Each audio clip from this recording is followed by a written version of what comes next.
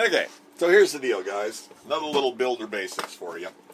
Wanted to talk about brake lines and fuel lines for on your Zenith aircraft, or on whatever aircraft it may be. But anyway, I was going to show you what was going through my box. I'm seeing a few questions and solutions and stuff about brake lines right now, and it applies to fuel lines too.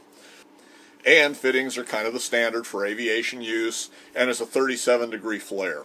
So when you look at most flaring tools that are available, they're going to be a 45-degree flaring tool, which is not what you want on your aviation. And part of the reason for going to 37 degrees is it's a little bit easier to form, doesn't have quite as steep an angle, so it's a little bit easier on your tubing, whether it's aluminum tubing or whatever the case may be. For my 701, it's going to have aluminum tubing in it predominantly, and then flexible line will be AN line or AN fittings on the end of the lines, and probably a braided line. So I basically want the best I can have for on it. And I thought I'd just show you what's in my little brake box here, or my brake tools. And I don't have my 37-degree stuff yet. I've got predominantly what I've got here is 45 for automotive use.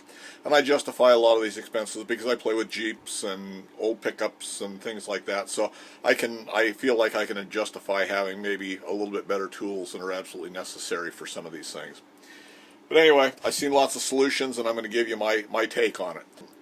Bottom line for fuel and brake lines both is, to me, those are both primary systems on the aircraft. Especially on a STOL-capable aircraft like my 7.1 will be, or like the 750s are, why you want them to be able to stop. You may be landing in a space where you need to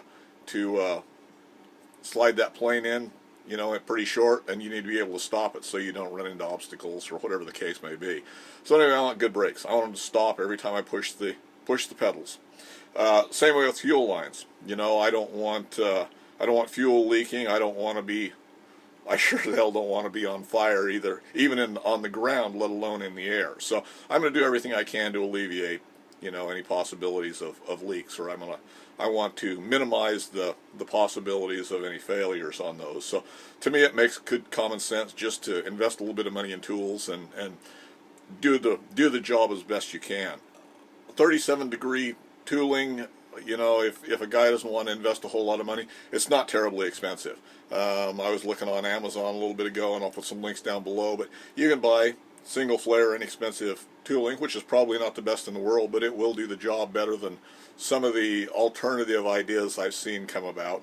And they start at like $22, so it's not expensive. Like I say, I'll link some of that stuff down below to what I find. But anyway, my brake box is I've got a homemade straightener to straighten your tubing because it's going to come in a coil, and this is 3/16 stuff is what this is for here.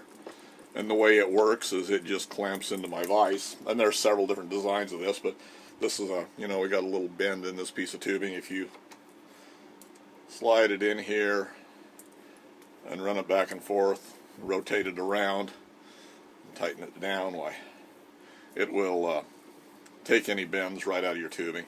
Like I say, this is a homemade tool.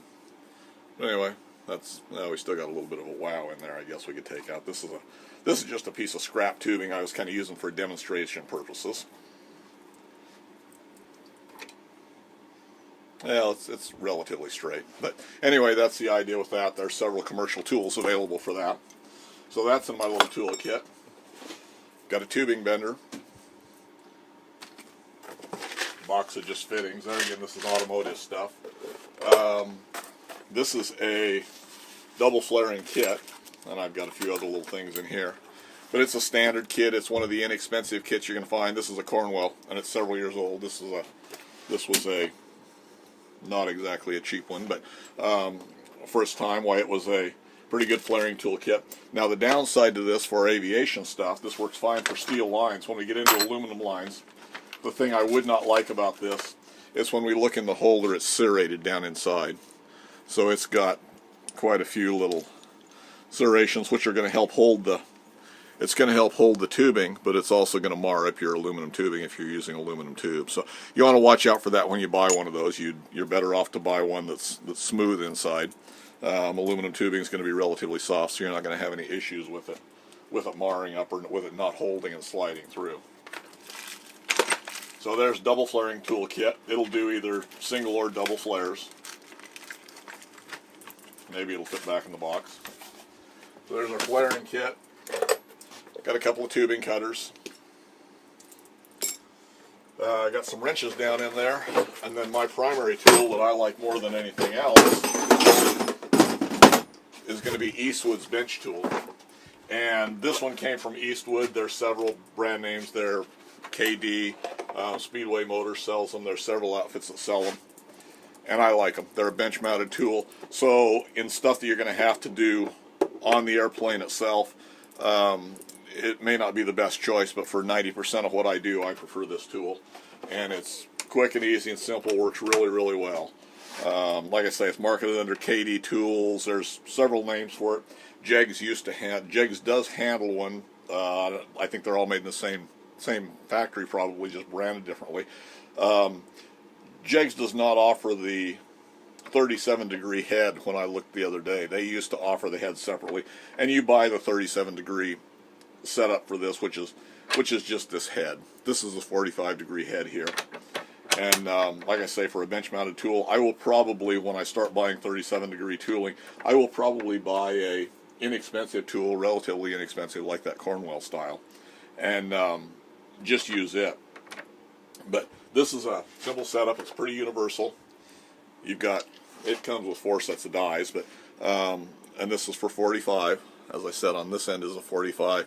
This end is DIN style tooling, but it sets right in there just like that. It comes over the top, and you take a piece of tubing that's already been deburred, and we're just going to single flare this. So let me move the camera over. Okay, let's see if we can get this to work now. We've got our tubing that's pretty well prepped here. We might just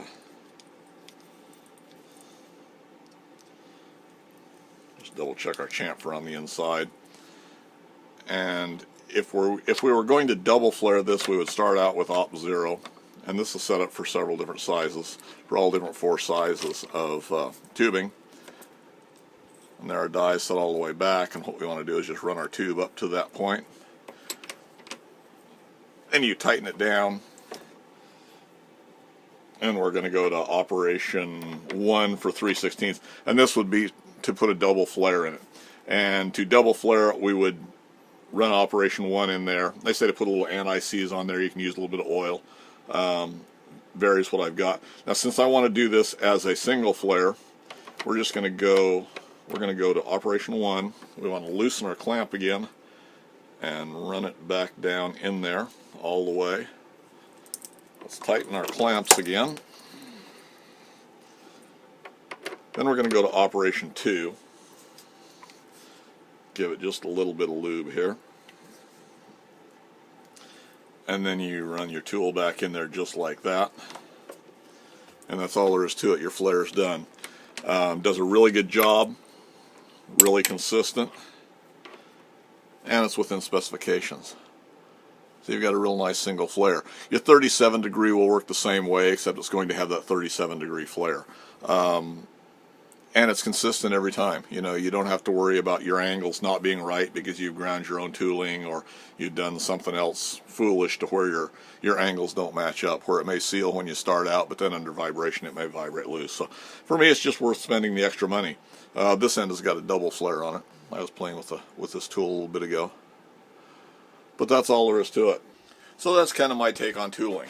You know, there's some things that you can do inexpensively. I've done quite a few things. You know, I build quite a bit of my own tooling and stuff like that, and I think you can save a fair amount of money. Plus, I enjoy doing that anyway. But by the same token, there's some things you shouldn't scrimp on, and fuel and brake are, you know, your primary systems are something that's actually pretty important, and there's some certain tools that throughout the build you're going to have to spend some money on. If you've bought a kit, you spent any place from what, $18,000 to $25,000 from Zenith, for depending on what model and what you've actually ordered from them, and then you've still got firewall forward on top of that, and whatever other accessories and avionics and things like that you put in it.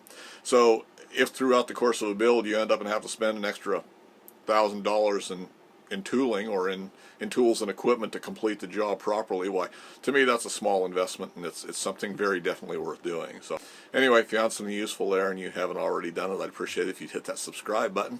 If you hit the bell notification, you'll put out a new video, and any comments or suggestions, leave them in the comment section for me below. And as always, thanks for taking the time to watch.